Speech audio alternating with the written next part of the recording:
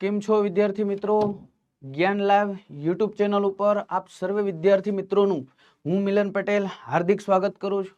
આપણે જાણીએ છીએ એ મુજબ ભૂગોળનું ભણકાર આપણી જે સિરીઝ છે અને એ સિરીઝના ભાગ સ્વરૂપે આપણે કહેવાય કે અગત્યના એવા ટોપિકો કે જેમાંથી એક્ઝામની અંદર વારંવાર ક્વેશ્ચનો પૂછાય છે એવા ટોપિકના ભાગ સ્વરૂપે આજે આપણે ચર્ચા કરવાની છે. અને એ ચર્ચા કોની કરવાની છે તો કે સાહેબ આજે આપણે પવનો વિશેની વાતો કરવાની છે. હે સાહેબ, પવનો આમાંથી હું અમારે ભણવાનું છે તો કે ભાઈ આખો જે કંઈ આ ટોપિક છે આ ટોપિક છે એ સમજવાનો ટોપિક છે. એને યાદ રાખવું એના કરતાં આમને મગજની અંદર આનો કોન્સેપ્ટ ઉતારવો જરૂરી છે. એક વખત એ ખ્યાલ આવી જાય એટલે પછી કહેવાય કે આમને વારે ઘડીએ જોવાની જરૂર પડતી નથી. તમે ગમે એવો ક્વેશ્ચન પૂછાય ને આમાંથી તમે એને હેન્ડલ કરી શકો છો. બરાબર છે? તો વધારે સમય નથી લેવો, આપણે શરૂઆત કરી દેવી છે. પણ શરત એક છે, તમે અને હું બંને જાણીએ છીએ તમે જ્યારે આ લેક્ચરની અંદર આવો છો ભૂગોળના ભણકારની અંદર તો તમારે માટે એક જ શરત છે અને એ શરત એટલે કંઈક તમારે નોટ અને પેન લઈને આવવાની. જો આરે મારી નોટ, આરે મારી પેન, બસ આવી જ રીતના તમારે નોટ અને પેન લઈને બેસવાનું છે જેના થકી તમે બધી વસ્તુને વ્યવસ્થિત રીતે સમજી શકો. હવે જ્યારે પવન વિશેની આપણે વાત કરવાની છે એટલે પહેલો જ પ્રશ્ન તમારા માટે એ થાય પવન એટલે શું. પહેલો જ પ્રશ્ન અહીંયા તરત જ ઉદ્ભવે અને એ પ્રશ્ન એટલે શું થાય તો કે ભાઈ પવન કહેવાય કોને. અહીંયા બે શબ્દ આપણા માટે અસ્તિત્વમાં આવે, એક પવન અને બીજું હવા. સાહેબ આમાં કઈ તફાવત કે બે સેમ? આમાં કઈ તફાવત જોવા મળે કે પછી બે સેમ જ છે? જો તફાવત જોવા મળે, કેમ તો કે હવાને આપણે એર તરીકે ઓળખીએ છીએ. એ સાહેબ આ તો તમે ઇંગ્લિશમાં કહો છો, આ તો તમે ઇંગ્લિશનો તફાવત કહો છો, આવો તફાવત અમાર નથી જોતો. પણ તો કે ભાઈ આમને અલગ કેવી રીતના પાડી શકાય? જો અહીંયા ધ્યાન આપજો, હવા છે ને, હવા એ હવા સ્થિર હોય. કેવી હોય? હવા છે એ હવા સ્થિર હોય છે. આ જ હવા જ્યારે ગતિમાન બને શું થાય? આ જ હવા જ્યારે ગતિમાન બને તો એ ગતિમાન હવાને આપણે પવન કહીએ. શું કહીએ? ગતિમાન હવાને આપણે પવન કહીએ. તો અહીંયા તફાવત ખાસ યાદ રાખવાનો, હવા અને પવન. હવા છે સ્થિર હોય છે, સ્થિર જે છે એને આપણે હવા કહીએ છીએ. માની લો કે કેવી રીતના વાત કરીએ, ચાલો કોઈ પણ વ્યક્તિ છે, આપણે એમને અનુલક્ષીને એમ કહેતા હોય કે આમાં તો બહુ હવા છે, આવું કહેતા હોય કે નહીં? આપણે પાવર કરતો હોય તો આપણે એમ કહીએ કે નહીં આ તારામાં તો બહુ હવા આવી ગઈ છે. એ હવા એમની અંદર જે હવા છે એ સ્થિર છે ભલા માણસ. પણ જો એ હવા ગતિ કરવા મળે તો એ ભેગો માણસ એ ગતિ કરે કે ન કરે? કરે કે ન કરે? 100% સાહેબ ગતિ કરે. તો એ ગતિમાન જે અવસ્થા છે એ ગતિમાન અવસ્થાને આપણે પવન તરીકે ઓળખીએ છીએ. અહીંયા સુધી ડન છે સાહેબ? અહીંયા અમને તરત જ એવો ક્વેશ્ચન થાય કે ભાઈ આ જે પવન છે એ પવન ઉદ્ભવે કેવી રીતના? તમે હવાની વાત તો કરી દીધી કે આ સ્થિર છે, તો પવન અસ્થિર છે, પવન ગતિમાન છે, તો એ પવન ઉદ્ભવે કઈ રીતના એ જરા તમને કહો. જો એમના માટે કોન્સેપ્ટ આપણે સમજીએ અહીંયા કેવી રીતના.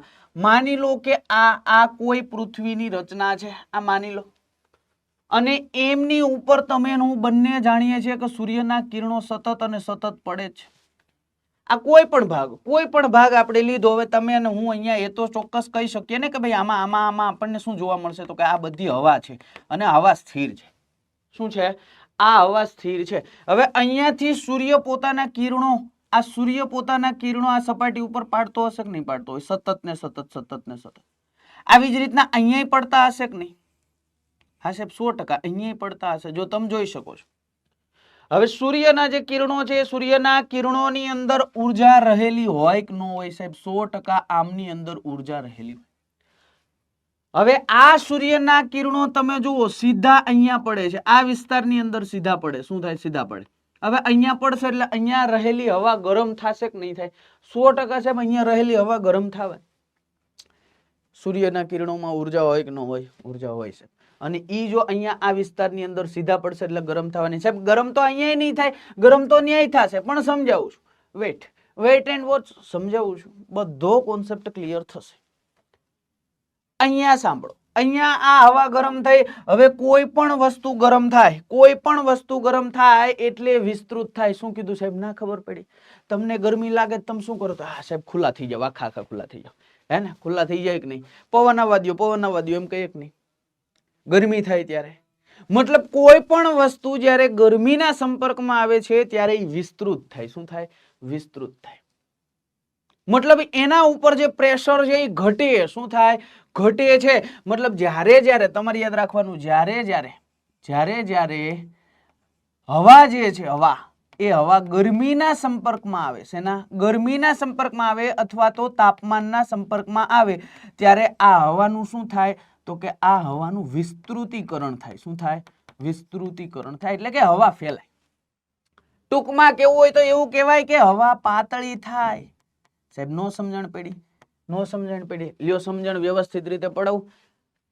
બર્નર ઉપર પાણી ભરેલી તપેલી મૂક્યું હોય ને હેઠેથી કહેવાય કે એ બર્નર ચાલુ કરો, સમય જતા કહેવાય કે એમનું રૂપાંતરણ હવામાં થાય. આ હવામાં રૂપાંતરણ એટલે કે વરાળમાં જે રૂપાંતરણ થયું એ વરાળ ઉપર જાય કે ન જાય? ઉપર જાય અને આખામાં ફેલાય કે ન ફેલાય? 100% ફેલાય કે ન ફેલાય? બસ તો આવું તો અહીંયા છે. શું થાય? તો કે ભાઈ આમનું સ્વરૂપ બદલે, હવાનું સ્વરૂપ બદલે, હવા પાતળી થઈ જાય. શું થાય છે? હવા પાતળી થઈ જાય. આ વસ્તુને અહીંયા યાદ રાખવાની. તો આ વિસ્તારની અંદર જો તમે અહીંયા જોઈ શકો, આ વિસ્તારની અંદર જે સામાન્ય હવા હતી એ સૂર્યના સીધા કિરણો પડ્યા એટલે હવે અહીંયા હવા કેવી થઈ ગઈ? તો કે હવા પાતળી થઈ ગઈ. કેવી થઈ ગઈ? પાતળી થઈ ગઈ. પણ આ બાજુ આની સાપેક્ષે કહું છું, આની સાપેક્ષે અહીંયા હજી હવા કેવી છે? તો કે ઘટ છે. કેવી છે? ઘટ. સમજી શકાય ને? અહીંયા પાતળી છે પણ અહીંયા ઘટ શું કામ છે? તો કે અહીંયા જે સૂર્યના કિરણો આવે છે એ સૂર્યના કિરણો ત્રાંસા કિરણો આવે છે, જેના થકી એમને વાતાવરણની અંદર આ જે કિરણો પડ્યા એની સાપેક્ષે વધારે અંતર કાપવું પડે છે. જો અહીંયા એટલામાં પહોંચી ગયા, અહીંયા જો વધારે અંતર કાપવું પડે, તો વધારે અંતર કાપવું પડે છે તો સ્વાભાવિક છે કે આમની અંદર જે ઉર્જા રહેલી છે એમનો વાતાવરણમાં વ્યય પણ વધારે થયો હશે. સાહેબ નો ખબર પડી? કેમ તમે કેવા કેમ માંગો છો એ કયો. જો અહીંયા એક ધ્યાન વાતથી સાંભળો. પાણીમાં કરંટ લાગે કે ન લાગે? પાણીની અંદર તમે કહેવાય કે કોઈક છૂટો છેડો તારનો નાખી દો તો એ કરંટ લાગે કે ન લાગે? સાહેબ 100%. એક બાલટી પાણીની ભરી હોય ને એની અંદર કોઈ જો વિદ્યુતનો તાર સીધો નાખી દીધો હોય સાહેબ અહીંયા ભડાકા થાય, એમાં કોઈ શંકા સ્થાન નહીં. પણ એ જ વિચારો કે એ જ તારને, વિદ્યુતના તારને સમુદ્રમાં નાખ્યો હોય તો આખા સમુદ્રમાં બધે કરંટ આવે? બધે કરંટ આવે? નો આવે. નો આવે. એનું કારણ એના ઉપરથી આપણે એક તારણ લગાવી શકીએ કે આ પાણી જે વિદ્યુતનું સુવાહક છે એમાં કોઈ ના નહીં, પણ એમાંય વિદ્યુતને પસાર થવા માટે વચ્ચે અવરોધ તો આવે જ. નહીંતર તો હિન્દ મહાસાગરમાં એક પાણી છેડો 11 વોલ્ટનો છેડો નાખી દીધો હોય, 11 તારનો એક છેડો નાખી દીધો હોય પછી અમેરિકામાં જઈને ત્યાં કે બધાને, તો પાકિસ્તાનને થોડા આપણે રહેવા દઈએ? આપણે રહેવા દઈએ નહીં. શું કરીએ? અહીંથી કહેવાય કચ્છના અખાતથી આગળ કહેવાય જરીક છેડો મૂકીએ, કરાચી બરાચી બધું ભડાકા. એટલે એવું થતું નથી. તો સેમ ન્યા જેમ અવરોધ આવે છે કરંટને, એવી રીતના હવામાં તમે જુઓ તો આ જે કિરણો આવે છે એમની અંદર જે ઉર્જા છે એમને અહીંયા સુધી પહોંચવા માટે ઘણી બધી વચ્ચે એમની ઉર્જાનો વ્યય થાય. કેમ? તો કે વચ્ચે અવરોધ છે ગમે. એટલા માટે અહીંયા જે ઉર્જા પડે છે, અહીંયા સૂર્યના કિરણો જેટલી તીવ્રતાથી જેટલી ઉર્જા લઈને આવે છે એટલે અહીંયા નથી આવતા. એટલા માટે અહીંયાની જે હવા છે એ આમની સાપેક્ષે પાતળી હશે. 100% સાચી વાત. મતલબ અહીંયા હવા કેવી હશે? તો કે ઘટ હશે. કોન્સેપ્ટ ક્લિયર થાય? 100% સાહેબ.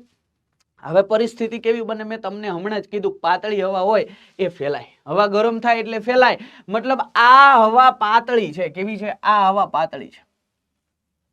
હવાનો ગુણધર્મ, હવાનો ગુણધર્મ તમારે ખાસ યાદ રાખવાનો. હવાનો ગુણધર્મ તમારે અહીંયા ખાસ યાદ રાખવાનો. શું હવાનો ગુણધર્મ છે? તો કે એ છે ને એ ઘટ માધ્યમથી પાતળા માધ્યમ તરફ ગતિ કરે.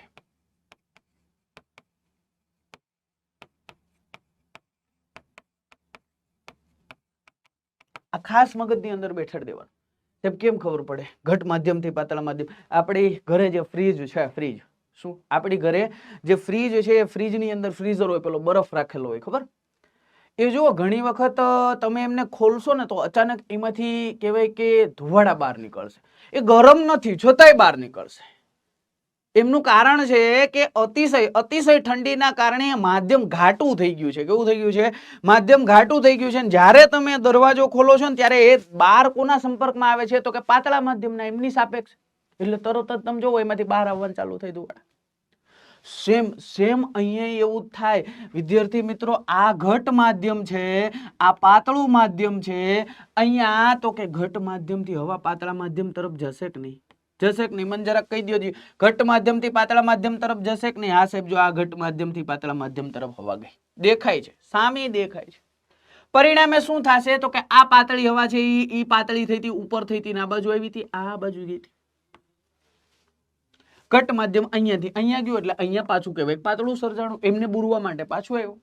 આવી પ્રક્રિયા નિરંતર અને નિરંતર સતત અને સતત ચાલુ હોય, પરિણામે કહેવાય કે પવનો હવા છે આમથી આમ આમથી આમ આમથી આમ ગતિ કરવાનું ચાલુ રાખે.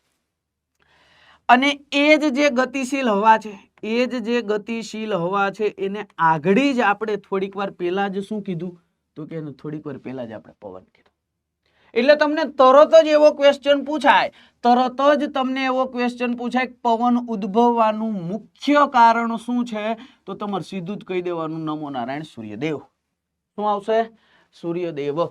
પવનો ઉદ્ભવવાનું મુખ્ય કારણ જો કોઈ હોય તો ઈ કયું છે તો કે ઈ છે સૂર્ય. સૂર્યના કિરણો જે કહેવાય કે પૃથ્વી ઉપર પડે છે અને એ પૃથ્વી ઉપર જેવી રીતના પડે છે, જે કન્ડિશનને અનુસરીને પડે છે એ પ્રમાણે કહેવાય કે પાતળા અને ઘટ માધ્યમની રચના થતી આપણને જોવા મળે છે. અને એ પાતળા અને ઘટ માધ્યમને પુરવાર કરવા માટે, એમની સંતુલન કરવા માટે કહેવાય કે હવા ગતિ કરે છે, ને એ ગતિ કરતી હવા જેને આપણે પવન કહીએ છીએ. સાહેબ અહીંયા તમે એમ કીધું કે આ સૂર્ય દ્વારા કહેવાય કે પૃથ્વી ઉપર અલગ અલગ વિસ્તારની અંદર જે સૂર્યઘાત એટલે કે સૂર્ય કિરણ પડે છે એના કારણે અલગ અલગ માધ્યમની રચના થાય છે.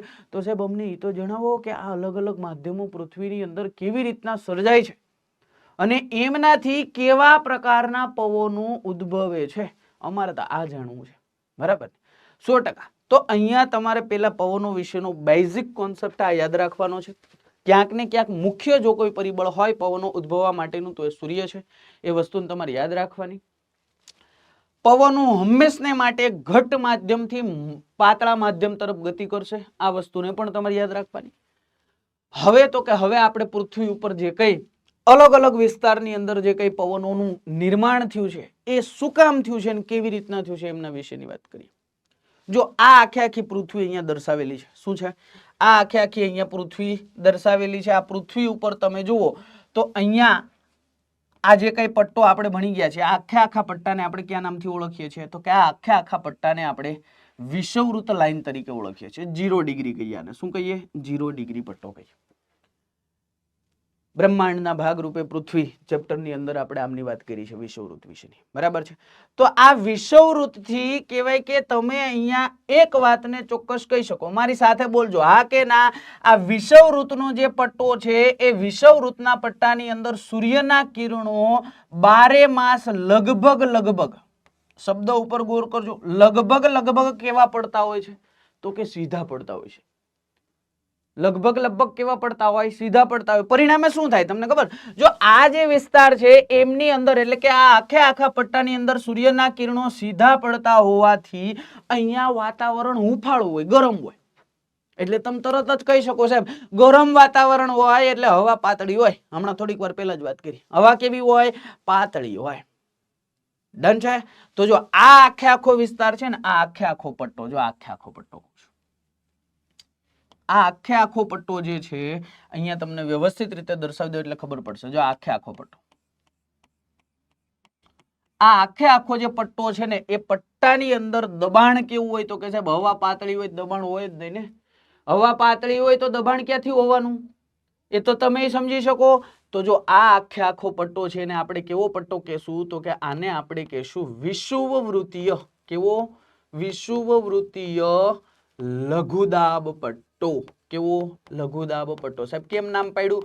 તો લઘુ અને ગુરુ તમને ખબર છે, લઘુ એટલે ઓછું થાય, દાબ એટલે દબાણ. તો આ આખો પટ્ટો છે ને આપણે કયા નામથી ઓળખશું? વિષુવવૃત્તીય લઘુદાબ પટ્ટો. કે જ્યાં દબાણ કેવું હોય? ઓછું હોય. દબાણ ઓછું હોય તો સ્વાભાવિક છે. હમણાં જ આપણે કીધું ગરમી થાય તો હવા કહેવાય કે આપણે આખા ખુલ્લા થઈ જાય આમ, અને ખુલ્લા થઈ જાય એટલે આપણી ઉપર કોઈ દબાણ હોતું નથી. જ્યારે ઠંડી લાગે તો સંકોચાઈ જાય ને, સંકોચાઈ જાય તો એ પરિસ્થિતિની અંદર આપણી ઉપર દબાણ વધારે હોય. તો બસ એ જ પરિસ્થિતિ અહીંયા તમારે યાદ રાખવાની છે. આખો આ પટ્ટો છે એને આપણે વિષુવવૃત્તીય લઘુદાબ પટ્ટો કહીએ છીએ. જ્યાં પ્રેશર કેવું હોય તમને એવું પૂછે તમારે કહી દેવાનું અહીંયા લો પ્રેશર હોય. કેવું પ્રેશર હોય? લો પ્રેશર હોય, ઓછું દબાણ હોય. હવે અહીંયા ઓછું દબાણ છે, અહીંયા ઉપર જાશો થોડાક ઉપર બંને બાજુ ને આગળ વ્યવસ્થિત રીતે તમને જો બધું સમજાઈ જશે. આ જે કઈ પટ્ટો છે, હવે અહીંયા લો પ્રેશર છે તો સ્વાભાવિક છે અહીંયા જે કઈ આ સૂર્યના કિરણો આવે છે, આ જે કઈ સૂર્યના કિરણો આવે છે એ આમની સાપેક્ષે એટલે વિષુવવૃત્તીય લઘુદાબ પટ્ટાની સાપેક્ષે ત્રાસા પડે છે કે નહીં તમે જોઈ શકો છો. ત્રાસા પડે છે એટલે આની સરખામણીએ આમને વધારે અંતર કાપવું પડ્યું એટલે ઉર્જાનો વ્યય વાતાવરણમાં વધારે થયો એટલે અહીંયા આમની સાપેક્ષે પ્રેશર કેવું અથવા તો હવા કેવી હશે તો કે ઘટ હશે કે નહીં હોય. અહીંયા હવા કેવી હશે તો કે અહીંયા હવા હશે ઉત્તર અયનવૃત્તીય ગુરુદાબ પટ્ટો. કેવો ગુરુદાબ પટ્ટો તમે સમજી શકો છો, વ્યવસ્થિત મગજની અંદર ઉતરે છે.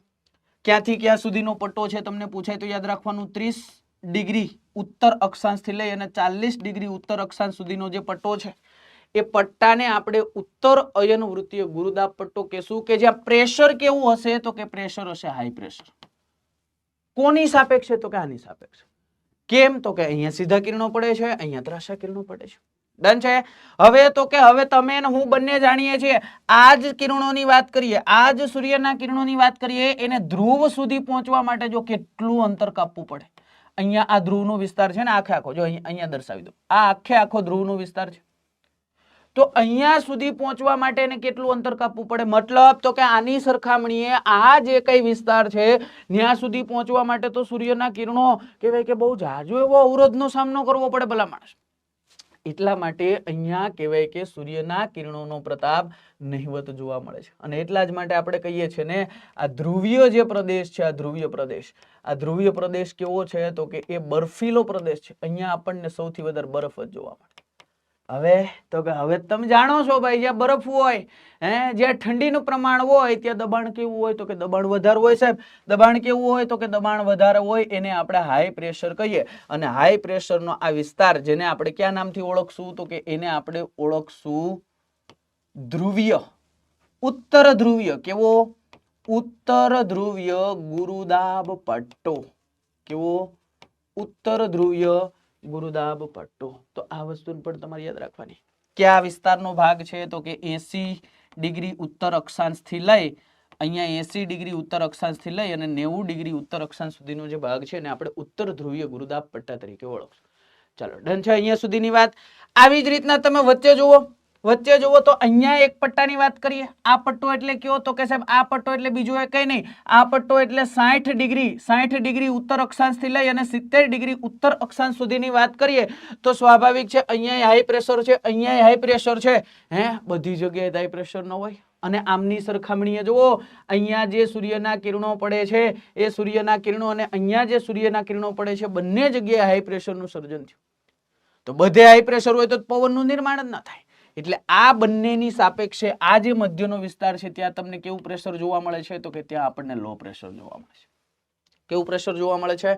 લો પ્રેશર જોવા મળે છે, જેને આપણે કયા નામથી ઓળખીએ છીએ તો કે ઉત્તર ધ્રુવ વૃત્તીય. કેવો ઉત્તર ધ્રુવ વૃત્તીય લઘુદાબ પટ્ટો. તો આ વસ્તુ તમારે યાદ રાખવાની છે, આ વસ્તુ તમારે અહીંયા મગજની અંદર ઉતારી દેવાની છે. આ કોની વાત થઈ તો કે વિષુવવૃત્તની ઉત્તરનો જે ભાગ છે સેમ પરિસ્થિતિ જેવું અહીંયા થાય છે એવી જ પરિસ્થિતિ તમને નીચે થતી જોવા મળશે કે નહીં સાહેબ? 100% એવી પરિસ્થિતિ અમને નીચે થતી જોવા મળશે. જો નીચે દર્શાવી દઉં આવી રીતના, આ જે કઈ પટ્ટો છે, પટ્ટો કયો છે તો કે અહીંયા 30 થી 40 છે તો અહીંયા 30 ડિગ્રી થી લઈ અને 40 ડિગ્રી દક્ષિણ અક્ષાંશ વચ્ચેનો જે પટ્ટો છે એવી જ રીતના અહીંયા તમને 60 થી લઈ અને 70 દક્ષિણ અક્ષાંશ વચ્ચેનો જે પટ્ટો છે અને અહીંયા જે પટ્ટો છે એ 90 એટલે કે 80 ડિગ્રી દક્ષિણ અક્ષાંશથી લઈ અને 90 ડિગ્રી વચ્ચેનો જે પટ્ટો છે કે જેને આપણે દક્ષિણ ધ્રુવ તરીકે ઓળખીએ છીએ. શેના તરીકે? દક્ષિણ ધ્રુવ તરીકે ઓળખીએ છીએ. તો અહીંયા ફરીથી આપણને કહ્યું તો કે સાહેબ સેમ છે, અહીંયા લો પ્રેશર છે, અહીંયા સૂર્યના કિરણો પડે છે તો ફરીથી આને આપણે હાઈ પ્રેશર કહીશું. અહીંયા હાઈ પ્રેશરનું સર્જન થશે. આ દક્ષિણ ધ્રુવીય વિસ્તાર તો ત્યાં હાઈ પ્રેશરનું સર્જન થશે. બંનેની વચ્ચે અહીંયા આપણને કયો પ્રદેશ તો કે કયો પટ્ટો જોવા મળશે તો કે લો પ્રેશરનો. નામ આપવું હોય તો સાહેબ નામ આપી દેવાય, કશું એ અઘરું છે નહીં. અહીંયા તો કે અહીંયા જેવી રીતના તમે અહીંયા કીધું હતું ઉત્તર અયનવૃત્તીય, અહીંયા તમારે લખી નાખવાનું દક્ષિણ અયનવૃત્તીય. હાઈ પ્રેશર છે એટલે ગુરુદાબ પટ્ટો જ આવશે, એ તો તમે ને હું બંને સમજી શકીએ છીએ. આવી જ રીતના અહીંયા તમે જોવો છો દક્ષિણ આવશે. શું આવશે? દક્ષિણ. આ જે ભાગ છે દક્ષિણ તો કે અયન વૃત્તીય.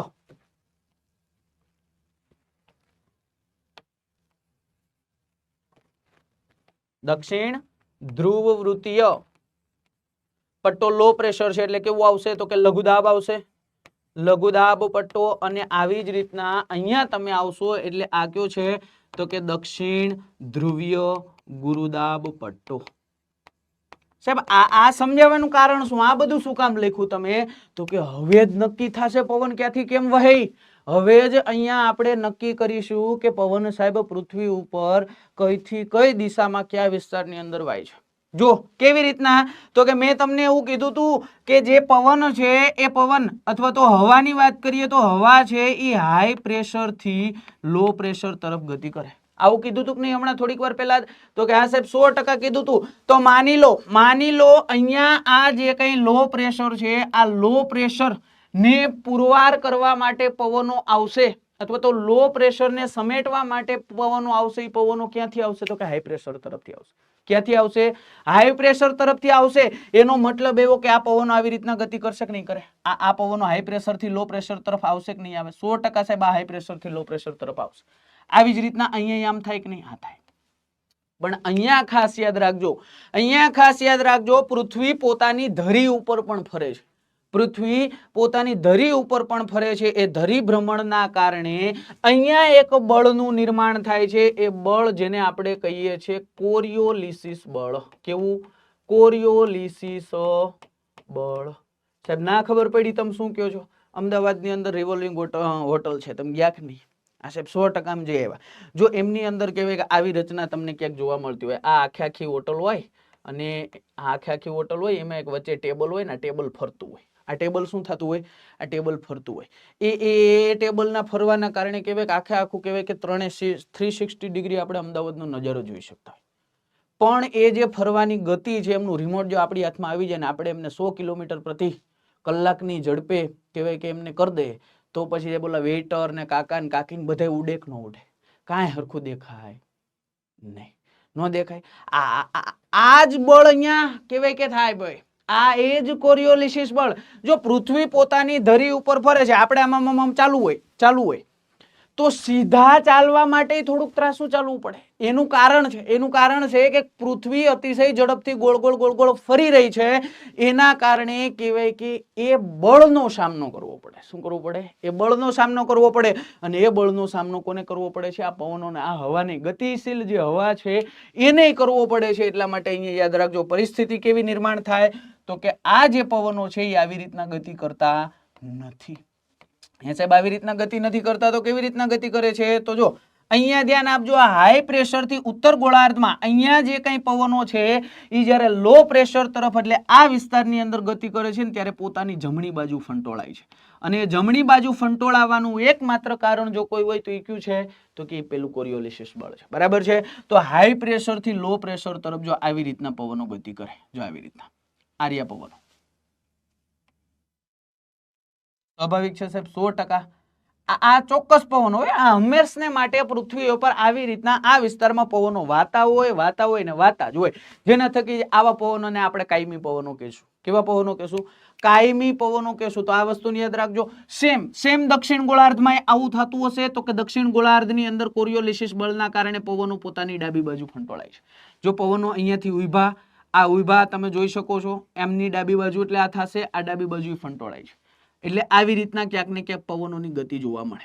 કેવી રીતના? આવી રીતના. જો તમે જોઈ શકો છો 100%. આગળ વધીએ એકદમ સાહેબ. જો આવી રીતના ફરીથી અહીંયા હાઈ પ્રેશર છે, અહીંયા લો પ્રેશર છે.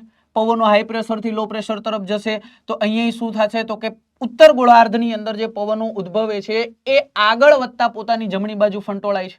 100% સાચી વાત છે. પોતાની જમણી બાજુ ફંટોળાય છે. એનો મતલબ એવો કે અહીંયાથી ઉદ્ભવતા જે પવનો છે એ આ બાજુ ફંટોળાશે કે નહીં ફંટોળાય? 100%. તો જો આ પવનો આમ હોય, આ પવનો કેવી રીતના ગતિ કરે? આવી રીતના ઉદ્ભવે ત્યાંથી તમારે જમણી બાજુ ગણવાની. જો અહીંયાથી ઉદ્ભવ્યા અહીંયાથી ઉદ્ભવે તો એની જમણી બાજુ આ થાય તો આ બાજુ ફંટોળાય, તો આવી રીતના ગતિ કરે, જો તમે જોઈ શકો છો.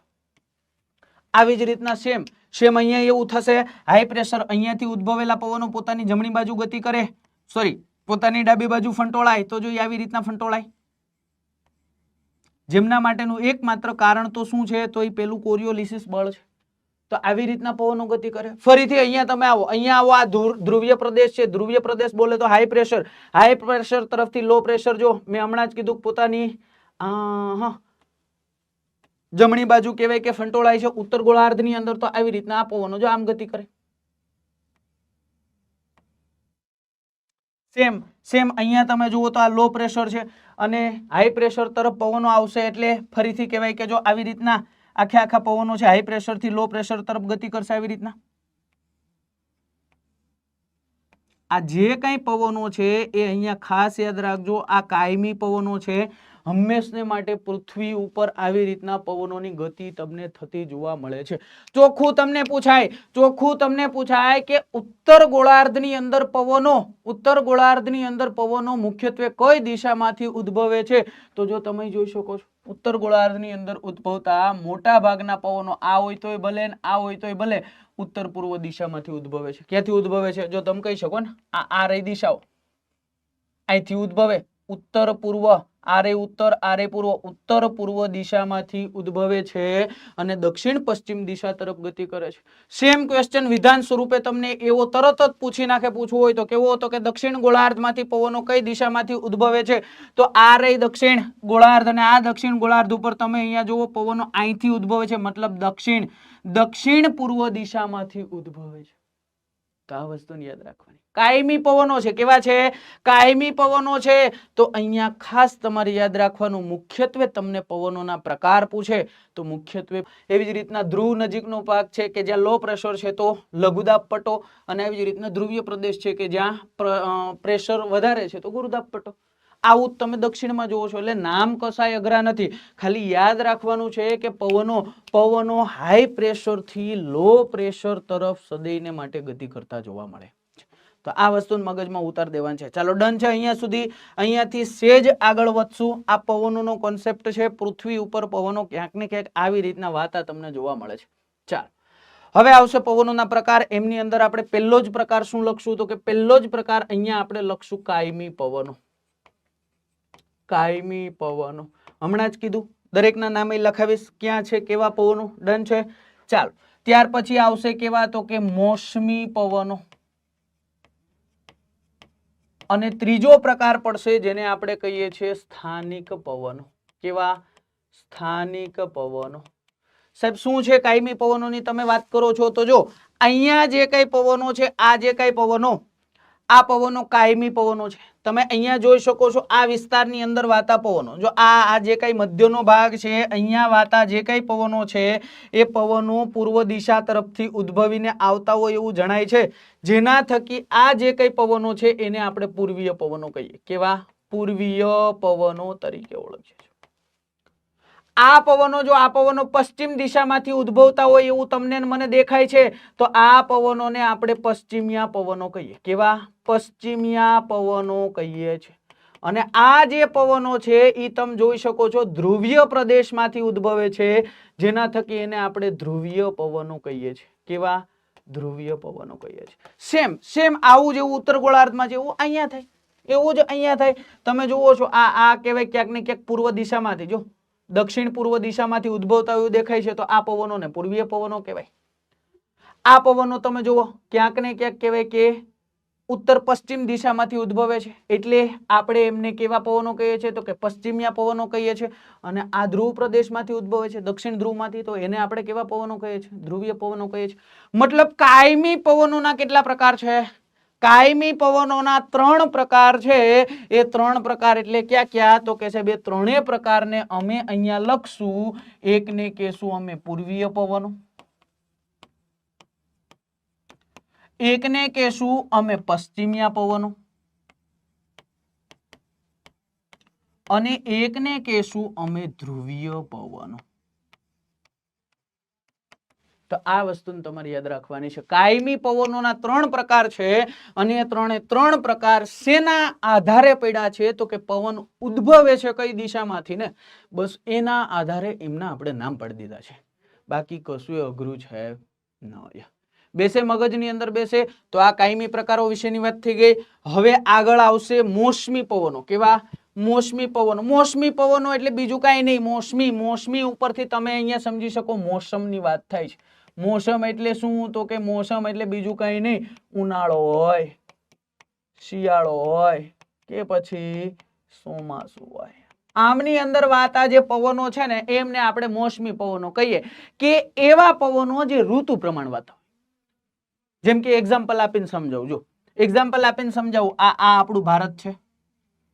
આ પાડજો ભાઈ. આ આપણું ભારત જ છે. તમારે હા જ પાડવાની, બીજો કોઈ ઓપ્શન છે જ નહીં.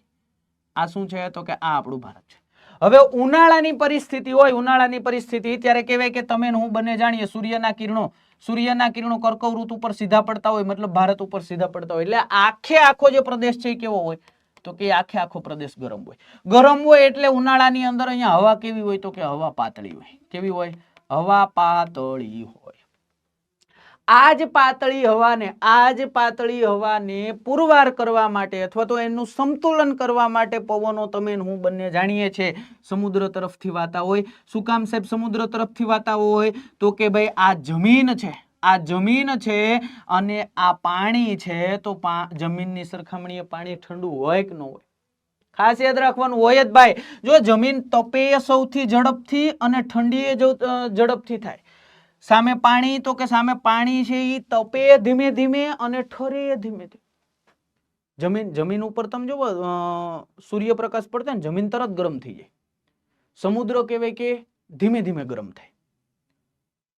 એ જ સરખામણીમાં રાત્રિનો સમય આવે ને તો જમીન ઝડપથી ઠરી જાય, જ્યારે સમુદ્ર છે ધીમે ધીમે ઠરે. આ એમનો ગુણધર્મ છે ભાઈ. તો આ વસ્તુને યાદ રાખવાની. તો થાય શું ખબર તો કે ઉનાળાની ઋતુની અંદર જે આ પાતળી હવા છે એનો ઉનાળો પૂરો થવા આવે ને ત્યારે કહેવાય કે અહીંયાથી પવનો આવી. પવનો શું કામ આવે તો કે અહીંયા પાતળું માધ્યમ હતું ભાઈ, અને અહીંયા કેવું માધ્યમ હતું તો કે ઘટ માધ્યમ હતું. તો પવનો અહીંયા, જેને આપણે કેવા પવનો કહીએ ખબર? તમે કદાચ સાંભળ્યું હશે, જેને આપણે નૈઋત્યના પવનો કહીએ. હા કે ના? નૈઋત્યના પવનો કહીએ જે ગરમીને ઘટાડે છે, વરસાદ લાવે છે, એટલે કે લો પ્રેશરને ઘટાડી અને એમને હાઈ પ્રેશર તરફ થોડું લઈ જાય છે. તો આવું કરે છે આ નૈઋત્યના પવનો. કેવા થયા તો કે મોસમી પવનો છે. વિરુદ્ધ પરિસ્થિતિ વિચારો. શિયાળાનો સમયગાળો હોય ત્યારે સૂર્ય તો મકર ઋતુ પર સીધા કિરણો પડતો હોય, મતલબ અહીંયા કેવા હોય તો કે અહીંયા ત્રાસા કિરણો પડતા હોય. શિયાળાની ઋતુમાં સૂર્યના સીધા કિરણો મકર ઋતુ પર પડતા હોય, પરિણામે કર્કવ ઋતુ પર ત્રાસા કિરણો પડતા હોય એટલે એનર્જીનો વધારે વ્યય થાય એટલે અહીંયા સુધી પહોંચે ને એટલે એટલી એનર્જી ના પહોંચે. એટલે પ્રમાણમાં શિયાળામાં અહીંયાનું વાતાવરણ કેવું હોય તો કે ઠંડુ હોય, અને ઠંડુ વાતાવરણ હોય એટલે હવા કેવી હોય તો કે હવા સાહેબ ઘટ્ટ હોય છે. કેવી હોય છે? હવા ઘટ્ટ હોય છે. કદાચ તમને ખબર હશે શિયાળાની ઋતુમાં પવનો આપણે જાણીએ છીએ આ દિશામાંથી વાતા હોય છે. યાદ આવે? સાઇબિરિયાના કાતિલ ઠંડા પવનો. કશું યાદ આવે કે નથી આવતું? તો જુઓ એ ઠંડા પવનો ગરમી તરફ જાય છે, વિષુવવૃત્ત તરફ જાય છે. ક્યાં જાય છે? વિષુવવૃત્ત તરફ જાય છે. શું કામ તો કે અહીંયા ઠંડુ માધ્યમ છે. જ્યારે તો કે ભાઈ તમે જુઓ અહીંયા આવી રીતના આપણે સમજીએ છીએ આ આખી પૃથ્વી, આ વિષુવવૃત્ત, આ કર્કવૃત્ત અને આ મકરવૃત્ત. શિયાળાની ઋતુ હોય ત્યારે સૂર્યના કિરણો અહીંયા સીધા પડતા હોય, એનો મતલબ એવો કે અહીંયા ત્રાસા પડતા હોય એટલે આ વિસ્તારની અંદર વાતાવરણ ઠંડુ હોય, હવા ઘટ હોય એટલે બધા પવનો આ બાજુ ગતિ કરવાનું ચાલુ કરે.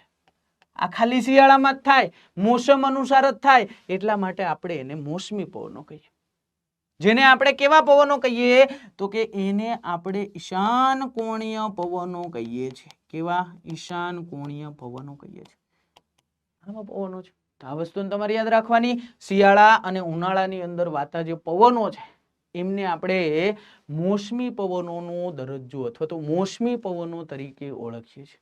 બેઠે મગજમાં આટલી વસ્તુ સાહેબ, આટલી વસ્તુ અમને વ્યવસ્થિત મગજમાં બેસી ગઈ. ત્યાર પછી આવે સ્થાનિક પવનો. સ્થાનિક પવનો એટલે બીજું કંઈ નહીં, જે તે વિસ્તારની અંદર ચોક્કસ વિસ્તારમાં જ વાતા હોય, બીજે ક્યાંય ન વાય, બીજે ક્યાંય વાય નહીં. જેમ કે સાહેબ લૂ, આ લૂ વિશે બધાને ખબર હશે. ઉનાળાની કાળઝાળ ગરમી હોય અને 1 વાગે સાહેબ જો એ કાંઈ લેવા જવાનું થયું હોય ને બહાર, અને એ ખુલ્લી બાઇક ઉપર લેવા જવાનું થયું હોય, ના પાડવી પડે, નથી લેવું એના વગર હાલશે, પણ હું લેવા જઈશ કાયદેસર હો. આ જે સ્કિન હોય ને, સ્કિન ઉપર કહેવાય કે ડાઘા પડી જાય એટલો તાપ હોય, તો એ જે છે ને, એ જે ગરમ વાય છે ને પવન, એને બસ આપણે લૂ કહીએ છીએ. સ્થાનિકમાં જ વાય.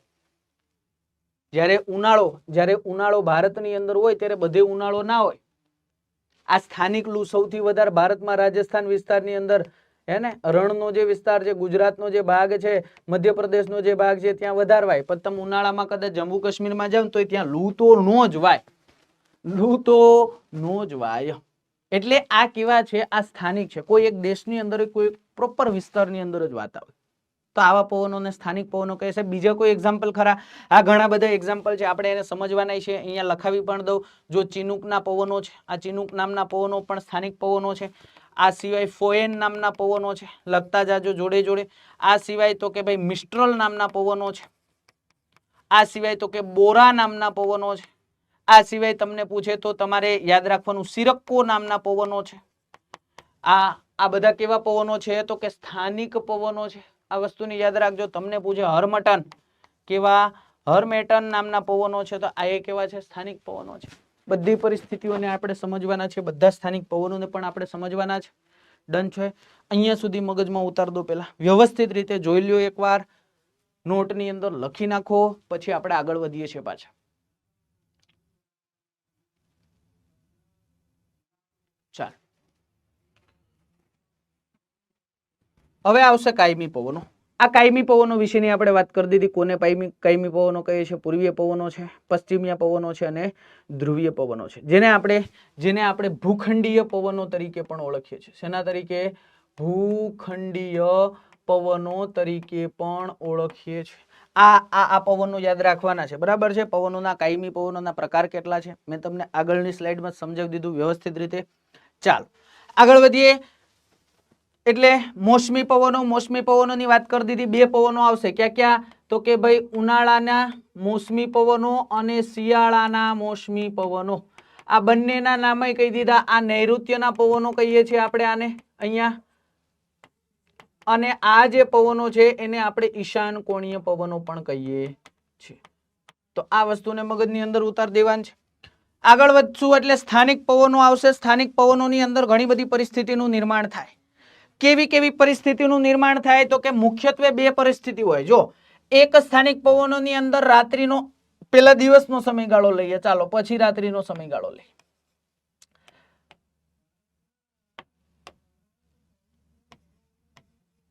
એક પરિસ્થિતિ વિચારીએ આપણે દિવસની, અને બીજી પરિસ્થિતિ વિચારીએ આપણે ક્યાંની? તો કે રાત્રિની. હવે ઘટના કેવી બનશે એ સમજો. કોઈ પણ ભાગ ઉપર આવો એટલે મુખ્યત્વે ભૂમિ સ્વરૂપની અંદર આપણને કેટલા ભાગ જોવા મળે? તો કે 2 ભાગ જોવા મળે. ક્યાં 2 ભાગ હોય? તો કે એક આ જમીન હોય, અને આ અહીંયા કહેવાય કે નજીકમાં ક્યાંક સમુદ્ર એ હોય ને, આ બંને વસ્તુ હોય. સમુદ્રને દર્શાવી દઈએ. જો આર્યો સમુદ્ર, આર્યો સમુદ્ર, આ રહી જમીન. હવે થાશે શું? પરિસ્થિતિ કેવી થાય? તો કે દિવસનો જ્યારે સમયગાળો હોય, દિવસ દરમિયાન સૂર્યના જે કિરણો છે એ સૂર્યના કિરણો માની લો બધે સરખા જ પડે છે. જો અહીંયા માથે જ સૂર્ય છે, આવું તમારે જાણી લેવા. અહીંયા કહેવાય કે સૂર્યના કિરણો પડે છે. જો આ બધે સીધા જ પાડું છું, એટલે ક્યાંય એવું ન કહેતા કે સાહેબ અહીંયા ત્રાસા પડે છે અને અહીંયા સીધા નહીં, બધે સીધા જ પડે છે. બરાબર છે? પરિસ્થિતિ કેવી થશે? તો કે મેં હમણાં જ તમને કીધું કે ભાઈ પાણીની સરખામણીએ જમીન જે છે એ જમીન ઝડપથી તપે છે અને ઝડપથી ઠરી પણ જાય છે. પાણીની સાપેક્ષે યાદ રાખજો. એટલા જ માટે અહીંયા મેં સીધા કિરણો 2 જગ્યાએ રાખ્યા છે. કન્ડિશન આવી બની છે. તો હવે થશે શું ખબર? તો કે દિવસનો જ્યારે સમયગાળો હશે ને, દિવસનો સમયગાળો, ત્યારે જમીન કહેવાય કે ઝડપથી તપે છે. ઝડપથી તપે છે એટલે અહીંયા અહીંયા હવા કેવી હશે તો કે અહીંયા હવા પાતળી હશે. આ તો તમે સમજી શકો. આ ઝડપથી નથી તપતી. કોની સાપેક્ષે તો કે જમીનની સાપેક્ષે. મતલબ અહીંયા જે કન્ડિશન છે એના કરતા અહીંયા કન્ડિશન સાપેક્ષે કેવી હશે તો કે વિરુદ્ધ હશે. એટલે અહીંયા કેવી હશે તો કે અહીંયા ઠંડુ વાતાવરણ હશે. 100% કોની સાપેક્ષે? આમની સાપેક્ષે. અહીંયા હવા પાતળી ગરમ વાતાવરણ વધારે થયું, અહીંયા ઠંડી, મતલબ હવા કેવી હશે તો કે ઘટ હશે. મેં હમણાં જ તમને કીધું કે હવા ઘટ માધ્યમથી પાતળા માધ્યમ તરફ ગતિ કરે તો આ ઘટ હવા જે છે એ આવી રીતના ગતિ કરે કે ન કરે? પાતળા માધ્યમ તરફ આવી રીતના ગતિ કરે કે ન કરે? દિવસ દરમિયાન, મતલબ દિવસ દરમિયાન પવનો ક્યાંથી ક્યાં તરફ ગતિ કરે તો કે સમુદ્રથી લઈ અને જમીન તરફ ગતિ કરે. મેં હમણાં જ તમને કીધું હતું પવનોનું નામ કેવી રીતના પડે તો કે જ્યાંથી ઉદ્ભવે ત્યાંથી એમનું નામ પડે. આ વસ્તુને યાદ રાખવાની, જ્યાંથી પવન ઉદ્ભવે ત્યાંથી એમનું નામ પડે. મતલબ આ પવનો, દરિયાઈ પવનો જમીન તરફ ગયા, મતલબ આ લહેર કેવી થઈ જાય તો કે આ લહેરને આપણે ઓળખશું દરિયાઈ લહેર. કેવી? દરિયાઈ લહેર. દરિયાઈ પવનો છે કે દરિયાથી લઈ અને કઈ બાજુ ગયા? જમીન તરફ. હવે રાત્રિ દરમિયાન કેવી પરિસ્થિતિ થાય જો એમની વાત કરીએ. રાત્રિ દરમિયાન તમે અહીંયા જુઓ, આ જમીન તો હશે જ, આવી જ રીતના તમે જુઓ કે સેમ આપણને સમુદ્ર એ જોવા મળશે, આર્યો સમુદ્ર. પરિસ્થિતિ કેવી થશે તો કે ભાઈ સેમ પરિસ્થિતિની અંદર આપણે સૂર્ય અહીંયા રાખવાનો છે. રાત્રિનો સમયગાળો છે, રાત્રિનો સમયગાળો છે. મેં હમણાં જ તમને કીધું હતું કે જેમ ઝડપથી તપે એમ ઝડપથી ઠરે. એટલે રાત્રિના સમયગાળાની અંદર જમીન ઝડપથી ઠરી જશે. શું થશે? જમીન ઝડપથી ઠરી જશે. કોની સાપેક્ષે તો કે સમુદ્રની સાપેક્ષે. અહીંયા ઓછી ઠરશે. કેવી ઠરશે? ઠરશે એમાં વાત નહીં. ઠરશે એટલે ઠંડુ થવું, બીજું કશું નહીં. ઠરશે એટલે ઠંડુ થવું. તો આ વસ્તુને પણ યાદ રાખજો. હવે ઝડપથી ઠરશે તો કહેવાય કે આમની સાપેક્ષે અહીંયા કહેવાય કે માધ્યમ કેવું બનશે? ઘટ બનશે. હવા કેવી બનશે? ઘાટી બનશે. અહીંયા તો કે ભાઈ અહીંયા ધીમે ધીમે સમજાય છે હું શું કહેવા માંગુ છું? હા, મતલબ અહીંયા હજી હવા કેવી હશે તો કે પાતળી હશે. કેમ તો કે આની સાપેક્ષે આ કેવું છે? હજી ગરમ છે. સાપેક્ષે કહું છું, આ વસ્તુને યાદ રાખજો. આમની સાપેક્ષે ઝડપથી ઠરી જાય, ઝડપથી ઠંડુ થઈ જાય, ધીમે ધીમે ઠરે, ધીમે ધીમે ઠંડુ થાય. તો આ ગયા ઠંડુ થઈ ગયું. હવા ઘટ થઈ ગઈ. હવે હવા ઘટ થઈ એટલે સ્વાભાવિક છે, હવા ઘટ થઈ એટલે સ્વાભાવિક છે પાતળા માધ્યમ તરફ ગતિ કરવાની કે નહીં કરવાની? 100% સાહેબ ગતિ કરવાની. આમાં કોઈ શંકાનું સ્થાન રાખવું જ જોઈએ નહીં. મતલબ અહીંયા પવનો ક્યાંથી કઈ બાજુ ગતિ કરે છે તો કે જમીન બાજુથી લઈ અને દરિયાઈ તરફ જાય છે. મતલબ આ ઉદ્ભવે છે જમીન બાજુથી. એટલે આપણે આને કેવી લહેર કહેશું તો કે જમીનીય લહેર કહેશું. કેવી કહેશું? જમીનીય લહેર કહેશું. તો આ બંને કોન્સેપ્ટને યાદ રાખવાના છે. દરિયાઈ લહેર ક્યારે વાય તો એ દિવસે જ વાય. ક્યારે વાય? દિવસે જ વાય. હવે એવું તો ક્યારેય નહીં બને ને કે દિવસે જમીન કરતા દરિયો છે એ વધારે ગરમ થઈ જાય. કોઈ દી નો બને એવું ભાઈ. ગુણધર્મ જ નથી એવો. ગુણધર્મ જ એવો નથી. આવું ક્યારેય નહીં બને કે રાત્રિ દરમિયાન જમીન કેવાય ધીમે ધીમે ઠરે ને પાણી ધીમે ઝડપથી ઠરી જાય. ના, એ કન્ડિશન જ નથી. એ ગુણધર્મ જ નથી. ગુણધર્મની વિરુદ્ધ તો નહીં જ જાય ક્યારે. તો આ બંને કન્ડિશનને તમારે યાદ રાખવાની. દરિયાઈ લહેર હંમેશા માટે દિવસે જ વાય, જ્યારે જમીનીય લહેર છે એ મોટે ભાગે રાત્રે. મોટે ભાગે નહીં, હંમેશને માટે રાત્રે જ વાય. તો આ બંને વસ્તુને તમારે મગજમાં ઉતારી દેવાય. ડન છે? એકદમ મગજની અંદર બેઠે. સેમ આવો જ કોન્સેપ્ટ આપણે બીજો ક્યાં વાપરી શકીએ તો કે આવો જ કોન્સેપ્ટ આપણે પર્વતીય વિસ્તારની અંદર પણ વાપરી શકીએ. જો બંને પરિસ્થિતિ તમને અહીંયા દર્શાવી દો. આ ઊંચો કોઈ પર્વત છે, પર્વત હોય એટલે પછી બીજો પર્વત આવે. સેમ આવી રીતના આ પર્વતીય વિસ્તાર છે. કેવો છે? આ પર્વતીય વિસ્તાર છે અને આ ખીણ વિસ્તાર છે. આ બીજો પર્વત છે. સેમ અહીંયા એવું જ થશે. આ પર્વત છે, આ ખીણ છે અને આ પાછો બાજુ બીજો પર્વત ઉભો છે. હવે થાય શું તો કે પેલા દિવસની પરિસ્થિતિ વિચારીએ અને પછી રાત્રિની પરિસ્થિતિ વિચારીએ. હવે દિવસ દરમિયાન શું થશે તો કે અહીંયા સૂર્યના કિરણો હશે, આ સૂર્ય છે, આ સૂર્યના કિરણોને અહીંયા પહોંચવા માટે ઝડપથી પહોંચી જશે. શું કામ તો કે અંતર ઓછું કાપવું પડે. જ્યારે અહીંયા પહોંચવા માટે તો કે અહીંયા પહોંચવા માટે વાર લાગે ને, જો વધારે અંતર કાપવું પડે. તમે સમજી શકો, તમે જોઈ શકો.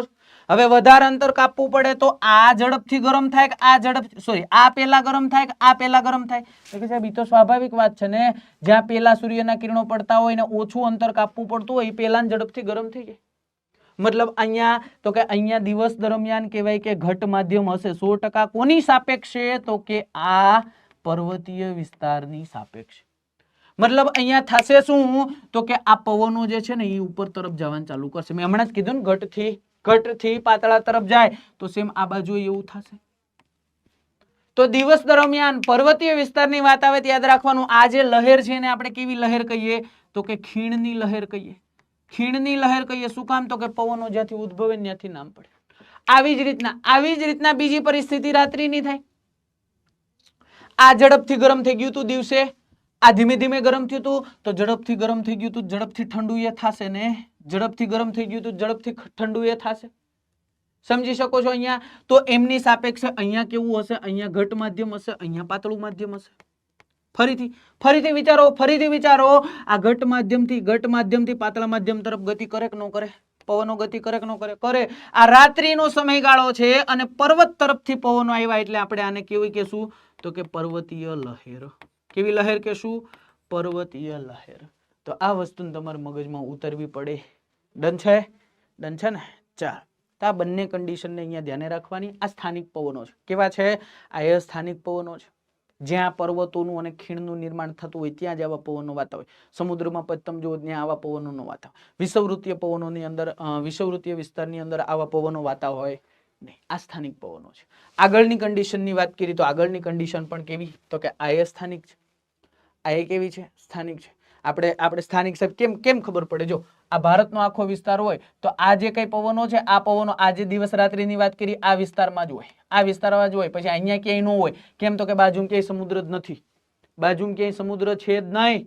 તો આ સ્થાનિક પવનો થાય. સાહેબ બીજા તમે ઘણા બધા સ્થાનિક પવનોના નામ લેખાતા. શું કહેવા માંગે છે સ્થાનિક પવનો? જરાક જણાવી દો. તો જો બધા પવનો વિશે થોડીક માહિતી આપણે લઈ લઈએ. પહેલા વાત કરીએ ચિનુક નામના પવનની. ચિનુક નામના પવનની વાત કરીએ. તમે કહેવાય કે એક ખંડથી પરિચિત હશો. આ ખંડ જેને આપણે ઉત્તર અમેરિકા તરીકે ઓળખીએ છીએ. કયો? ઉત્તર અમેરિકા. આ ઉત્તર અમેરિકાની અંદર તમે આવો એટલે તમને અહીંયા એક પર્વત શ્રેણી જોવા મળે. આખી પર્વત શ્રેણી જેને આપણે રોકીઝ પર્વત શ્રેણી કહીએ. કઈ? રોકીઝ પર્વત શ્રેણી તરીકે ઓળખીએ. આ રોકીઝ પર્વત શ્રેણીની આ બાજુ આપણને શું જોવા મળે તો કે સાહેબ આ છે આખો પેસિફિક મહાસાગર. શું છે? પેસિફિક મહાસાગર તમને મને અહીંયા જોવા મળે છે. કદાચ ક્યાંક ને ક્યાંક તમે સાંભળ્યું હશે. નામ તો શું નહીં હોગા. બધા જેટલા જે કંઈ આપણા પૃથ્વી ઉપર મહાસાગરો આવેલા છે એમાં સૌથી વધારે ગરમ જો કોઈ સમુદ્ર હોય તો એ કયો છે તો કે ગરમ સમુદ્ર પેસિફિક મહાસાગર છે. સૌથી હુંફાળો સમુદ્ર આ છે ભાઈ. તો આ વસ્તુને અહીંયા યાદ રાખવાની. કોન્સેપ્ટ હમણાં જ સમજાવ્યો છે અને એને જ ધ્યાનમાં રાખવાનું. આ બાજુ તમને શું જોવા મળે તો કે પ્રેરીનું મેદાન. જે કેવું છે તો કે એ બરફ આચ્છાદિત છે. કેવું છે? બરફ આચ્છાદિત મેદાન છે. તો આ વસ્તુ તમારે અહીંયા યાદ રાખવાની. કોન્સેપ્ટ એ કે પેસિફિક મહાસાગર ગરમ છે. અહીંયા ગરમ છે તો હવા પાતળી હશે કે નહીં હોય? હવા પાતળી હશે. અને અહીંયા તો કે આ પ્રેરીનું મેદાન બરફનું મેદાન ઘટ મેદાન છે કે નહીં? 100%. એટલે અહીંયા પવનો વાવાની દિશા બદલાશે 100%. ઘટ્ટ મેદાનો આ ઘટ્ટ જે કઈ પવનો છે એ ઓળંગીને આ બાજુ જશે અને ફરીથી કહેવાય કે એમનું સ્થાન લેવા માટે ગરમ પવનો અહીંયા આવશે. આ ગરમ પવનો જ્યારે અહીંયા આવે છે ત્યારે આ બરફવાળો જે વિસ્તાર છે એ બરફને પીગાળે છે અને બરફ પીગાળે છે. પરિણામે અહીંયાની જે જમીન છે એ ખુલ્લી બને છે અને ખુલ્લી જમીન બને છે જેના થકી ખેડૂતો માટે આ કૃષિ કહેવાય કે અહીંયા શક્ય બને છે. જેનાથી ખેડૂતો આનંદમાં આવે છે. બરફવાળો વિસ્તાર ગયો અને ખેતી કરશે તો કંઈક રોજગારી મળશે ને જીવન ગુજરાન ચાલશે. આવી પરિસ્થિતિનું નિર્માણ થાય ને એટલે આ ચિનુક નામના જે પવનો છે એ પવનોને એ ચિનુક નામના પવનોને બરફ ભક્ષક તરીકે પણ ઓળખવામાં આવે છે, જે કયા વિસ્તારની અંદર, તો કે ઉત્તર અમેરિકાનો જે ભાગ છે ત્યાં તમને આ પવનો જોવા મળે. સેમ આવી જ રીતના આપણે આગળ વધીએ, બીજા પવનોની વાત કરીએ તો એ બીજા પવનોની અંદર એક પ્રકાર જેને આપણે કહીએ છીએ ફોએન. કેવા? ફોએન નામના પવન. જો થોડોક વૈશ્વિક મેપ તમને અહીંયા દોરીને બતાવું, આપણે આખો જરૂર નથી પણ થોડોક વૈશ્વિક મેપની આપણે જરૂર છે. એનું કારણ છે કે આ પવનો ક્યાં વાય છે એ આપણને ખબર હોવી જોઈએ. આ ઉત્તર અમેરિકાનો ભાગ, આ દક્ષિણ અમેરિકાનો ભાગ, અહીંયા ક્યાંક ને ક્યાંક આપણને આફ્રિકા આખો ખંડ જોવા મળે છે. આ આફ્રિકાથી તમે અહીંયા જુઓ, આ આખો ભૂમિભાગ હે ને, આ આવી ગયું આપણું રૂડું રડિયામણું ભારત. આ આખો એશિયા, આ એશિયા ખંડ તમે જુઓ છો, આ યુરોપનો ભાગ, અને આ ભૂમધ્ય જે મહાસાગર છે, જો આ ભૂમધ્ય મહાસાગર છે, આ તમને જોવા મળે છે યુરોપ. આ યુરોપની અંદર તમે આવો, યુરોપની અંદર તમે આવો એટલે તમને અહીંયા એક પર્વત શ્રેણી જોવા મળે. આ પર્વત શ્રેણી એટલે કઈ? કોઈ પૂછે તો કહી દેવાનું આલ્પ્સ નામની પર્વત શ્રેણી. કઈ? આલ્પ્સ નામની પર્વત શ્રેણી અહીંયા આપણને જોવા મળે. અને એ પર્વત શ્રેણીએથી આ સાઈડથી વાતા જે પવનો છે, આ પવનો કહેવાય ગરમ પવનો છે. ગરમ અને સૂકા પવનો જે છે એ આમને ઓળંગીને જ્યારે આ વિસ્તારની અંદર, આ વિસ્તાર એટલે કયો? તો કે આ વિસ્તાર એટલે સ્વિટ્ઝરલેન્ડનો વિસ્તાર. કયો? સ્વિટ્ઝરલેન્ડનો જે વિસ્તાર છે ત્યાં જાય છે ત્યારે કહેવાય કે ત્યાં પણ જે કંઈ ઠંડુ વાતાવરણ છે, બર્ફીલું વાતાવરણ છે, એમને ઓગાળી અને ખેડૂતો માટે સારી એવી પરિસ્થિતિનું નિર્માણ કરે છે. તો એ વિસ્તારની અંદર વાતા જે પવનો છે એને આપણે ફોએન તરીકે ઓળખીએ છીએ. ડન છે? મગજની અંદર બેસે છે એકદમ ડન ડના ડન ડન. આવી જ રીતના આ આફ્રિકા ખંડનો ભાગ, અને અહીંયા આપણને જોવા મળે છે સહારાનું રણ. આ સહારાનું રણ, અહીંયા પણ તમને પવનો જોવા મળે. કેવા પવનો જોવા મળે પૂછે તો યાદ રાખવાનું, આ સહારાનું જે રણ છે, આ સહારાના રણના ગરમ પવનો જ્યારે આ બાજુ જાય છે ત્યારે આ બાજુના વિસ્તારમાં ભૂમધ્ય મહાસાગરનો જે પટ્ટો છે, કિનારાનો જે વિસ્તાર છે, એ વિસ્તારની અંદર આ પવનોને સિરક્કો નામથી ઓળખવામાં આવે છે. શેના તરફથી? સિરક્કો નામથી ઓળખવામાં આવે છે. જ્યારે આ જ સહારાના રણથી ઉદ્ભવતા બીજા પવનો અહીંયા આ વિસ્તારની અંદર ગતિ કરે છે, એટલે કે અહીંયા જે ગિની તટ છે, કેવો? ગિની તટ છે, એ વિસ્તારની અંદર જ્યારે ફૂંકાય છે ત્યારે આ વિસ્તારની અંદર આ પવનને કયા નામથી ઓળખવામાં આવે છે? તો કે હર્મટનના નામથી ઓળખવામાં આવે છે. તો આ વસ્તુને પણ તમારે અહીંયા યાદ રાખવાની છે. બેસે મગજની અંદર? એકદમ મગજની અંદર બેસવા જોઈએ. અહીંયા તમને જોવા મળે છે, જો આ એક મહાસાગર છે, આખો મહાસાગર તો ના કહી શકાય, સમુદ્ર સી કહી શકો તમે. જો આ આખો આ પ્રદેશ છે ને, એન્ડ્રિયાટિક સી કહીએ છીએ આપણે એને. એન્ડ્રિયાટિક સી ની આજુબાજુનો વિસ્તાર યુગોસ્લાવિયા. કયો? યુગોસ્લાવિયાનો જે વિસ્તાર છે, એ યુગોસ્લાવિયાના વિસ્તારની અંદર જે પવનો ફૂંકાય છે એ પવનોને આપણે કયા નામથી ઓળખીએ છીએ? તો યાદ રાખજો, એમને આપણે મિસ્ટ્રીલ તરીકે ઓળખીએ છીએ. શેના તરીકે? મિસ્ટ્રીલ તરીકે ઓળખીએ છીએ. આવા જ જે ઠંડા પવનો છે એમાંનો એક ભાગ જેને આપણે બોરા પવનો તરીકે પણ ઓળખીએ છીએ. આ બધા પવનો કેવા છે? સ્થાનિક પવનો છે. એવી જ રીતના અહીંયા તમે આવો ભારતની અંદર આવો, આ રાજસ્થાન ગુજરાતનો જે પ્રદેશ છે ત્યાં વાતા સ્થાનિક પવનો એટલે લૂ. આ લૂ એ કેવો પવન છે? તો કે સ્થાનિક પવન છે. તો આ વસ્તુને તમારે મગજની અંદર ઉતાર દેવાની છે. બોલો, ડન છે? એકદમ મગજની અંદર બેસે છે. અહીંયા જે કંઈ આપણે પવનો ભણ્યા હતા, અહીંયા રોકીઝ પર્વત શ્રેણી આજુબાજુ જે કંઈ પવનો ભણ્યા હતા એ પવનોને શું નામ આપ્યું? તો કે એને આપણે અહીંયા નામ આપ્યું હતું ચિનુક. શું નામ આપ્યું હતું? ચિનુક. કેવા પવનો હતા? તો કે ગરમ પવનો હતા, સમુદ્ર બાજુથી વાતા હતા. એવી રીતના અહીંયા જે આ પવનોના નામ આપ્યા, યુગોસ્લાવિયાની આજુબાજુ મિસ્ટ્રીલના જે પવનો છે, બોરાના જે પવનો છે, એ ઠંડા અને સૂકા પવનો છે. તો એ વસ્તુને યાદ રાખજો. સહારાના રણ બાજુથી વાતા, સાહેબ રણમાં વાતા હોય પવનો ક્યારેય ઠંડા ન હોય, ગરમ જ હોય, આખી દુનિયાને ખબર હોય. તો રણ બાજુથી વાતા જે પવનો છે, ભૂમધ્ય મહાસાગર બાજુ વાતા પવનો સિરક્કો અને હર્મટન, આ એ કેવા છે? તો કે ગરમ અને સૂકા પવનો છે. ડન છે? તો આટલી વસ્તુઓ તમારે પવન બાબતે યાદ રાખવાની છે. ઘણો બધો કોન્સેપ્ટ પવનની અંદર તમે ભણી ગયા છો. આ કોન્સેપ્ટ મગજની અંદર ઉતરી જાય એટલે તમે કોઈ પણ પ્રશ્નને તમે હવે હેન્ડલ કરી શકો એવી કહેવાય કે તમને હવે મગજ શક્તિની અંદર આવી ગઈ હોય. બીજું કશું કરવાનું નથી. ઘણા બધા પવનો, સ્થાનિક પવનોના નામ છે જેમને હવે આપણે ખાલી ને ખાલી એક વખત જોઈને યાદ રાખવાનું રહી. બાકી ખબર પડી જાય કે સાહેબ આમને આપણે ગરમ પવનો શું કામ કીધા, આમને આપણે ઠંડા પવનો શું કામ કીધા, આમને આપણે પૂર્વીય પવનો શું કામ કીધા, કાયમી પવનો શું કામ કીધા, મોસમી પવનો શું કામ કીધા, અને સાથે સાથે એમને આપણે સ્થાનિક પવનો શું કામ કીધા. તો આ બધી વસ્તુને યાદ રાખવાની છે. આટલી વસ્તુ મગજની અંદર બેઠાડી દો. 2 મિનિટનો સમય આપું છું, વ્યવસ્થિત રીતે જોઈ લ્યો. પછી આપણે આ જે કંઈ આજે આપણે પવનો ભણ્યા એ પવનોમાંથી કેવા પ્રકારના પ્રશ્નો, સંભવિત પ્રશ્નો એક્ઝામની અંદર પૂછાઈ શકે, બસ એમના વિશેની થોડીક ચર્ચાઓ કરીએ. બરાબર છે? ચાલો 2 મિનિટ વ્યવસ્થિત રીતે જોઈ લ્યો.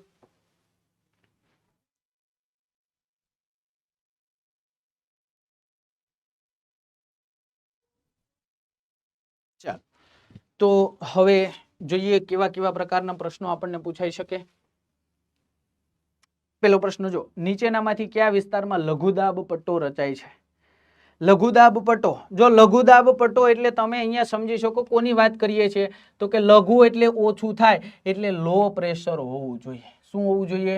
લો પ્રેશર હોવું જોઈએ. હવે કર્કવૃત વિસ્તારની અંદર આપણે હમણાં જ કીધું તું, યાદ કરો, 30 થી લઈને 40 નો જે વિસ્તાર હતો ત્યાં આપણને હાઈ પ્રેશરનું સર્જન થતું હતું, મતલબ કર્કવૃત જવાબ ન આવે. વિષુવવૃત્ત સાહેબ, વિષુવવૃત્તની અંદર સૂર્યના કિરણો સીધા પડે, બસ આટલી ખબર હોય ને એટલે જવાબ આવી ગયો. હા ને? જો અહીંયા યાદ નથી રાખવાનું કશી વસ્તુ, કોન્સેપ્ટ ખાલી સમજેલો હોય ને, તમારા લઘુદાબ પટ્ટો એટલે એટલી ખબર છે કે ઓછું દબાણ હોવું જોઈએ. હવે એ એક જ વસ્તુ અહીંયા આ બધા જે ઓપ્શન આપેલા ને એમાંથી એક જ એવી જગ્યા છે કે જ્યાં સતત ને સતત વધારે માત્રામાં સૂર્યના કિરણો સીધા પડતા હોય. સૂર્યના કિરણો સીધા પડે, ગરમી વધારે, હવા પાતળી, લઘુદાબ પટ્ટો કહીએ. શું કહીએ? લઘુદાબ પટ્ટો કહીએ. તો જો અહીંયા તમારો જવાબ શું આવી જાય? વિષુવવૃત્ત. છમ દઈને એરો આવ્યો ને, હા ને, આર્યા પાર કરી નાખવાનું છે ભાઈ. હાલો બીજો ક્વેશ્ચન, ધ્રુવીય પટ્ટામાં હવાનું દબાણ કેવું હોય? એ ભાઈ હવે ન આવડે ને તો અઘરું પડી જાય. હવે નો આવડે ને તો અઘરું પડી જાય. આપણે દોરીને સમજાવ્યું આ આખી પૃથ્વી અને આ ધ્રુવીય પટ્ટાની વાત છે. લ્યો, આ ધ્રુવીય પટ્ટામાં દબાણ કેવું હોય? તો કે સાહેબ અહીંયા અમને 100% ખબર છે, હવે અમારે કાંઈ બોલવાનું થતું નથી, અહીંયા દબાણ ભારે જ હોય. છુમ કરતું તીર આવે ને, છુમ કરતું ભારે ઉપર પડી જાય. બરાબર? ચાલો ત્રીજો ક્વેશ્ચન, નીચેનામાંથી કયા પવનોને કાયમી પવનો કહેવાતા નથી? હવે કાયમી પવનો ભાઈ 3 જ પ્રકાર છે. 3 જ પ્રકાર છે કાયમી પવનોના. મેં તમને કીધું પહેલો પ્રકાર, બીજો પ્રકાર ને ત્રીજો પ્રકાર, 3 વખત કીધું છે. પૂર્વીય પવનો સાહેબ કાયમી પવનો છે. પશ્ચિમીય પવનો એ કાયમી પવનો છે. ધ્રુવીય પવનો હા સાહેબ એ કાયમી પવનો. શિયાળાના પવનો સાહેબ આ મોસમી પવનો છે. આ તમે ક્યાંથી અહીંયા લેખા? આ કેવા પવનો છે? મોસમી પવનો છે. તો અહીંયા તમારો જવાબ શું થઈ જાય? તો કે છુમ કરતું તીર આવી ગયું અને ડી ઉપર વહી ગયું. ચાલ ચોથા નંબરનો ક્વેશ્ચન, ઉનાળાની ઋતુ દરમિયાન એશિયાનો મોટો ભૂમિભાગ ગરમ થવાથી હલકું દબાણ સર્જાય અને પરિણામે વિષુવવૃત્તીય પવનો વાય છે. આ પવનોને કયા નામથી ઓળખવામાં આવે? એ ભાઈ વ્યવસ્થિત રીતે સમજાયું તો ચાલો, ઈશાન કોણીય પવનો, નૈઋત્યના પવનો, જેટ સ્ટ્રીમ કે પછી અખાતના પવનો. તો અહીંયા તમે સમજો છો આપણે વાત કરી હતી આખું ભારત આમ દોર્યું હતું આગળ થોડીક વાર પહેલા, અને ઉનાળાની અંદર આખું ગરમ હતું. મેં કીધું હતું કર્કવૃતના ઉપર સૂર્યના કિરણો ઉનાળામાં સીધા પડે, એમને પુરવાર કરવા માટે અહીંયાથી પવનો આવતા હતા, અને એ પવનોને સાહેબ અમે નૈઋત્યના પવનો કીધા હતા. શેના પવનો કીધા હતા? નૈઋત્યના પવનો કીધા હતા. ચાલો 5મા નંબરનો ક્વેશ્ચન, કયા પ્રકારના પવનોને બરફ ભક્ષક પવન તરીકે ઓળખવામાં આવે છે? ભાઈ શિરક્કો, હર્મેટન, ચિનુક કે પછી મિસ્ટ્રોલો? હાલો લ્યો, કયા પ્રકારના પવનોને યાદ કરો વિદ્યાર્થીઓ. જો અહીંયા આપણે કાંઈક આગળ થોડીક વાર પહેલા થોડુંક તમારે માની લેવાનું, ભલે ઉત્તર અમેરિકા જેવું દેખાતું નથી પણ માની લેવાનું કે આ ઉત્તર અમેરિકા દોર્યું છે, અને અહીંયા એક પર્વત શ્રેણી હતી ને અહીંયા પેસિફિક મહાસાગર હતો ને અહીંયાથી પવન આવતા હતા. સાહેબ એક જ અમને ખબર છે. એ તમે કોની વાત કરો? ચિનુકની વાત કરો. સાહેબ ઈ જ હોય, બીજા એકય હોય નહીં.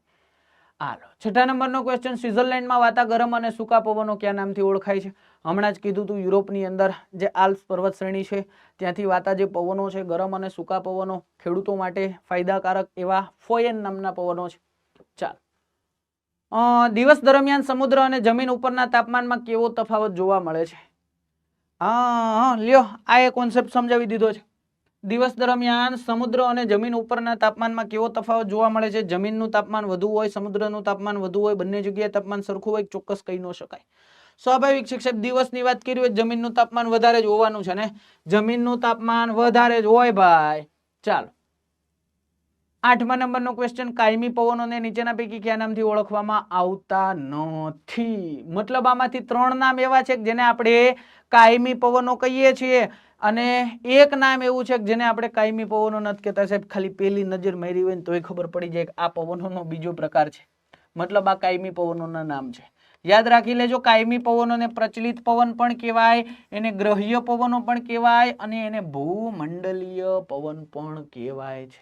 તો આ બધા નામ શેના છે? આ કાયમી પવનોના નામ છે, જેમાં આપણે પૂર્વીય પવન, પશ્ચિમીય પવન અને ધ્રુવીય પવનની વાત કરી હતી. ચાલો, 9મા નંબરનો ક્વેશ્ચન, નીચેના પૈકી કયા પવનો ઠંડા અને સૂકા પવનો છે? જો અહીંયા ખાસ યાદ રાખવાનું છે, કયા પવનો ઠંડા અને સૂકા પવનો છે? ચિનુક પેસિફિક મહાસાગરમાંથી વાતા હતા. કેવા હતા? તો કે સાહેબ ગરમ હતા. કેવા હતા? ગરમ હતા. સિરક્કો, સિરક્કો કહેવાય સહારાના રણમાંથી વાતા હતા. સાહેબ સહારાના રણમાંથી વાતા હોય તો ગરમ જ હોય, એમાં પૂછવાનું ના હોય. આ હરમેટન સહારાના રણમાંથી વાતા હતા, એ ગરમ હોય. મિસ્ટ્રલ એક જ વૈદા, મિસ્ટ્રલ એક જ. યુગોસ્લાવિયા યાદ કરો, યુગોસ્લાવિયા તો આ કેવા છે? આ ઠંડા છે. તો આ વસ્તુને યાદ રાખવાની. ડન છે? ચાલ, 10મા નંબરનો ક્વેશ્ચન, સિરક્કો તરીકે ઓળખાતા પવનો મુખ્યત્વે કયા વિસ્તારમાં ફૂંકાય છે? એ સિરક્કો આવી ગયા. સિરક્કો, સિરક્કો જો અહીંયા ખાસ યાદ રાખજો, સિરક્કો પવન આપણે કીધું હતું કે ભાઈ આ આફ્રિકાનો જે ભાગ છે, આ આફ્રિકાના ભાગની અંદર આ સહારાનું રણ છે. આ સહારાના રણની ઉપરના ભાગની અંદર ફેંકાતા જે પવનો છે કે જ્યાં આવેલા દેશોની અંદર ઇટલી, સિસિલી અને સ્પેન, આ ત્રણેય દેશોનો સમાવેશ થાય. મતલબ આ બધા વિસ્તારની અંદર વાતા પવનોને સિરક્કોના નામથી ઓળખવામાં આવે છે. તો આ તમારા 10 ક્વેશ્ચન કે જે તમે ભણ્યા છો એમાંથી ક્યાંક ને ક્યાંક પૂછાયેલા છે. તો આ વસ્તુને પવન બાબતોમાં યાદ રાખવાનું છે. ડન છે? તો અહીંયા સુધી આપણે આજે રાખીએ છીએ આ સેશનને. પવનો વ્યવસ્થિત રીતે આ ચેપ્ટરને તમારે કહેવાય કે મગજની અંદર ઉતારી દેવાનું છે. ચાલ, ડન છે? બાકી કોઈ ક્વેશ્ચન હોય તો તમે કોમેન્ટની અંદર જણાવી શકો છો. આજે અહીંયા સુધી રાખીએ છીએ. ફરી મળીશું નવા કોઈ ટોપિક સાથે અને એ ટોપિકની ફરીથી આપણે ડિટેલમાં ચર્ચા કરશું. ત્યાં સુધી જોતા રહો, જોડાયેલા રહો. જય હિન્દ, જય ભારત.